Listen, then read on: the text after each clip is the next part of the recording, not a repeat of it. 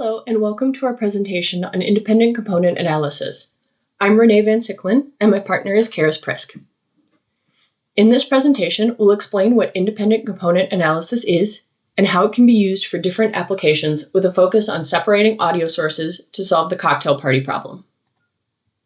Independent component analysis was introduced by Jutin and Heralt in the early 1990s to solve the problem of separating mixed signals into independent sources, known as blind source separation. The term blind refers to the fact that the sources and mixing processes are unknown, so the model works with little or no prior information.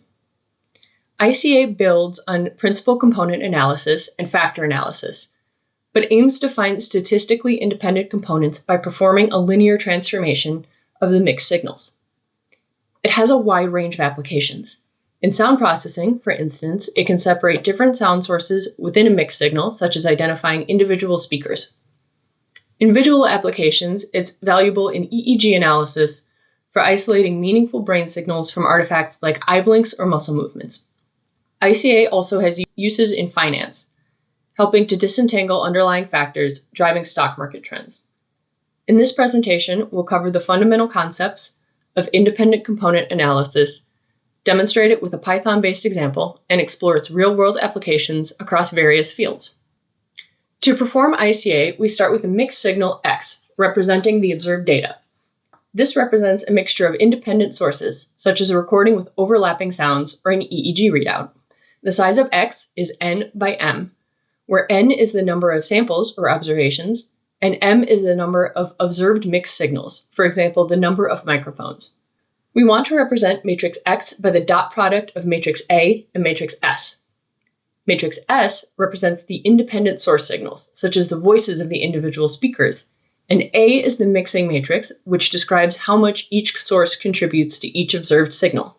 Matrix S has a size n by k, where k is the number of independent sources. Matrix A has a size of m by k to map this relationship between sources and signals. In our example, we have a 5-minute conversation recorded at a frequency of 10 Hz using 3 microphones. This means n is 3000 and m is 3, since there are 3 microphones recording the conversation. So matrix A has a size of 3000 by 3. We have 3 individual sources or speakers, meaning our k is also 3, so matrix S is also 3000 by 3.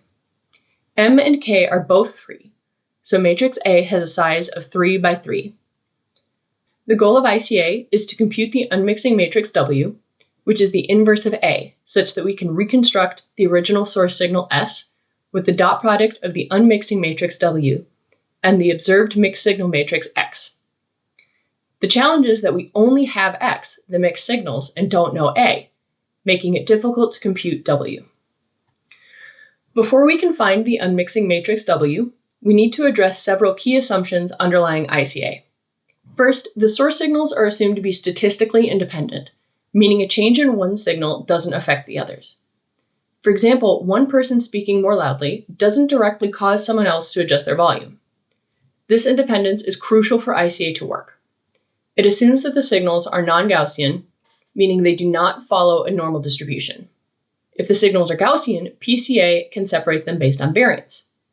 ICA relies on non-Gaussian traits, such as volume spikes, to identify independent sources. The data must be centered around 0. ICA also assumes that the independent sources are the only source of stochasticity, meaning there's no external noise or randomness that could interfere with the separation. Ideally, the number of mixed signals equals the number of sources. In the example before, we had 3 microphones and 3 speakers, but what if we only had 1 microphone? The problem then becomes underdetermined, which can lead to unsolvability or non-optimum solutions, such as combining 2 sources. Finally, ICA assumes linear mixing, where the mixed signals can be expressed as a linear combination of the independent sources. ICA uses a pre-processing step called whitening, which transforms the covariance matrix into an identity matrix using methods like PCA or singular value decomposition. This centers the data, removes linear relationships, and scales all variables to have a variance of 1, making the ICA process more efficient and effective. ICA extracts independent components by maximizing non-Gaussianity. Independent signals are typically non-Gaussian, so pushing mixed signals away from a normal distribution helps separate them. The measure of negentropy quantifies how far a signal is from normality. The equation calculates the negentropy J of matrix X as the difference between the entropy H of X and a Gaussian vector with the same covariance. Higher negentropy means the signal is further from being Gaussian, making separation easier. Since entropy can't usually be measured directly, we have to approximate. One widely used ICA algorithm is fast ICA, developed by Hyvarinen and Oja. This initializes the unmixing matrix W randomly and iteratively updates it to maximize non-Gaussianity, continuing until the signals are separated into independent components. Another approach is InfoMax, which minimizes mutual information. This is useful for reducing redundancy between signals, such as when one voice is picked up by multiple microphones. Minimizing mutual information can help isolate independent sources. In our demo, we'll focus on fast ICA with a brief look at InfoMax. Now let's examine how ICA is relevant to real-world challenges. Imagine you're in a room full of people with multiple conversations happening at once. Perhaps there's background music or the sound of traffic. Despite this, your brain is able to focus on the conversation you're part of and filter out the rest. This phenomenon is known as the cocktail party effect. This is shown in the diagram here, where Taylor Swift can hear a conversation on cats and another on dogs, and as a self-identifying cat lady, she focuses on the cat conversation. However, if you couldn't isolate the specific conversation you wanted to focus on and were instead overwhelmed by the surrounding noise, this is referred to as the cocktail party problem. This can also be a common problem for neurodivergent people when there's more than one sound source. In physical settings, our brains can focus on important sounds by combining visual cues, such as whose mouth is moving, and identifying how close or far away a sound is. We don't have these visual or spatial cues in recordings to distinguish different speakers. This is where ICA comes in.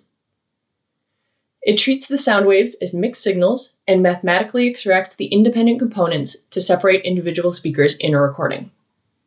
In one real-world example, the FBI recorded a conversation in a restaurant between two suspects believed to have hired the hitman who committed the murder of Dan Markle in 2014. They used ICA to clean up the recording and isolate the vocals of the suspects.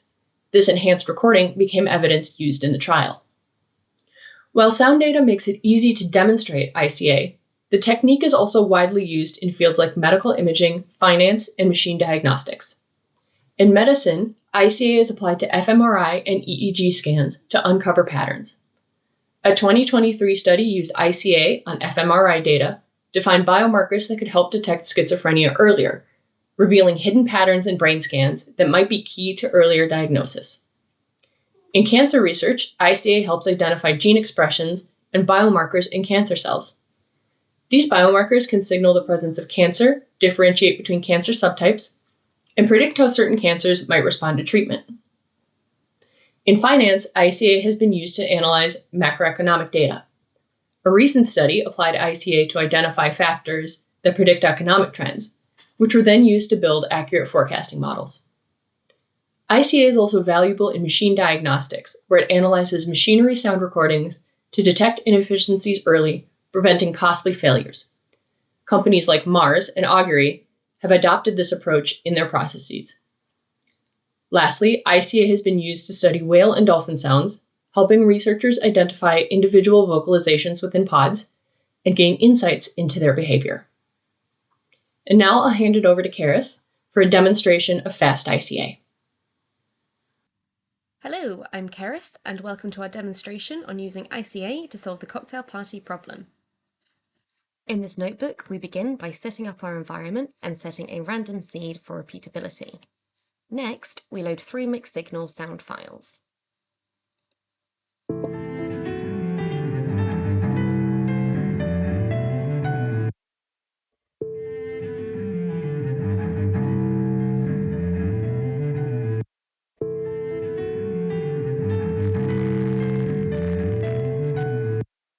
These all contain clips of the same piece of music with the instruments recorded at varying volumes. This suggests they've been recorded at varying distances around a room, perfectly recreating the cocktail party problem for us to analyse. There is some scratchiness in the third recording which may impact our results. We can hear there are 3 clear sounds: a piano, a cello, and a tone. So we have 3 different sources and we have 3 different recordings, therefore 3 observed mixed signals. This fulfills the ICA assumption that M equals K as mentioned earlier. Next, we check some of the other assumptions. We center our data and print the shapes of our matrices. The distribution plots are shown later in the notebook where we look into Gaussianity in more depth. The results show that we now have 3 different waveforms that suggest independent sources.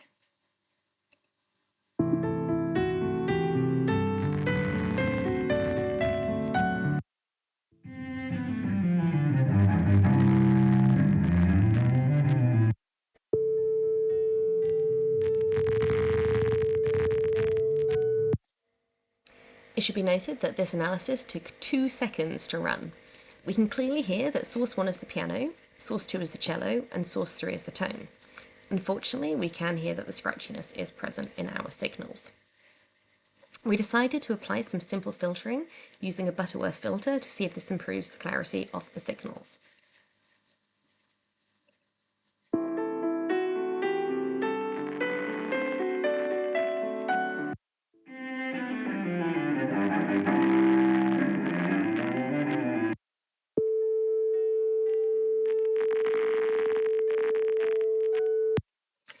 Whilst the scratchiness is toned down in these signals, we do lose some clarity. Further work could be done to try different filters and optimize the parameters, but this is out of scope for this demo. We then looked into the Gaussianity of the data further. These histograms show that the pre-processed data has a more Gaussian distribution, which is expected as combined signals tend towards a normal distribution. ICA maximizes the non-Gaussianity to separate the signals as independent signals tend towards non-Gaussian distributions.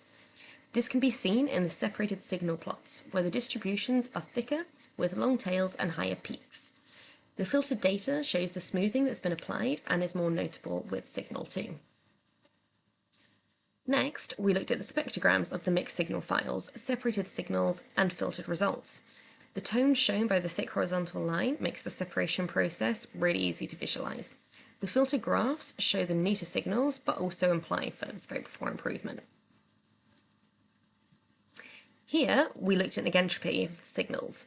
A higher negentropy value implies less Gaussianity in the data, with a negative or near zero value implying a Gaussian distribution.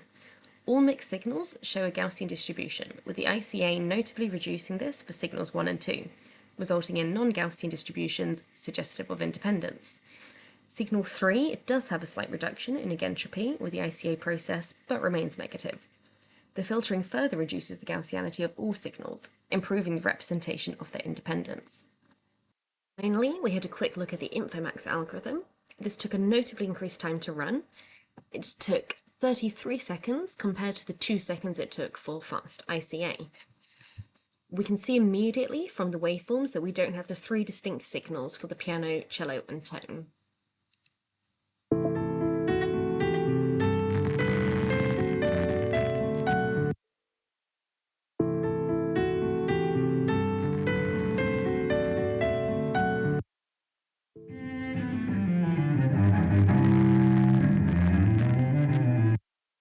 We can hear that source 1 is the piano, source 2 is a cleaner version of the piano, and source 3 is the cello.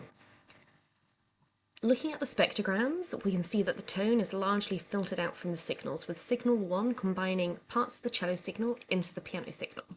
This matches what we could hear in the waveforms and shows that Infomax is struggling to separate these 3 signals. This could be due to its assumption that reducing the mutual information is sufficient to separate the signals, rather than explicitly relying on the non-Gaussianity. Perhaps filtering the signal prior to using Infomax could help, as it would allow the algorithm to focus on the more important parts of the mixed signal. Given the focus of this demo was to use fast ICA to show how the cocktail party problem could be approached, this is out of scope for this analysis. So as we've just seen, ICA offers a powerful approach to separating mixed signals, but it does have some important limitations, especially when its assumptions are violated. For example, components must be independent from each other so that a change in one component does not affect another. This doesn't always work in practice. If someone in a room starts speaking more loudly, others may have to speak more loudly to be heard over that first person, meaning that volume could be dependent on the volume of others. ICA is sensitive to noise, especially in environments with echoes, background music, or electrical interference, for example, from power sources or wireless devices in EEG readings. This additional noise introduces complexities that can interfere with the ability of ICA to extract the correct independent sources, often resulting in poor separation of signals of interest from background noise. The plots shown here highlight where issues may occur separating the signals. It also performs best when the number of observed mixed signals is at least equal to the number of independent sources. A lower number of observed signals can prevent ICA from reliably separating the sources, with some sources blended together or missed. ICA is also computationally intensive when used on high-dimensional datasets, so can have scalability limitations. Traditionally, ICA assumes that signals are linearly mixed, but real-world signals can show nonlinear mixing. Recent studies have shifted from this assumption of strict signal independence to conditional independence, often through weak supervision methods such as class labels or time indexing. The linked study by Yuja Zheng et al. Builds on this work and explores how structural sparsity can assist with nonlinear ICA, applying constraints in the latent space to better identify independent sources from complex nonlinear mixtures. Another promising area of development is the creation of hybrid models. The study linked here by Zhang Hao et al. Introduces LLM-TSE, Large Language Model Target Speaker Extraction, which uses Llama 2 to identify textual cues. These cues are combined with ICA to separate speaker signals based on both acoustic and semantic information. ICA can be computationally demanding, especially with high-dimensional data, limiting its viability for real-time applications. Advancements in computational efficiency are essential for enabling real-time ICA in fields such as live audio processing or brain signal monitoring. ICA is limited by its assumptions and computational demands, but remains a powerful tool for blind source separation that continues to be used in research to better understand factors contributing to complex events. It offers a way to reveal hidden patterns that may not be apparent in raw data, patterns that could save lives. For instance, going back to our medical research examples, ICA has the potential to contribute to great strides in medical science by improving early detection of mental and physical conditions before there is a crisis, or to tailor treatment for an individual patient based on the molecular makeup of their cancerous cells, and perhaps improve their long-term prognosis. We've demonstrated that ICA can be used on a wide variety of data, and with the developments currently being researched, there's no end to the possibilities of what ICA can help us uncover. Here are the references and reading materials used to create this presentation. And here are the links to the full presentation and slides, along with further reading materials for anyone who is interested. Thank you for listening to our presentation.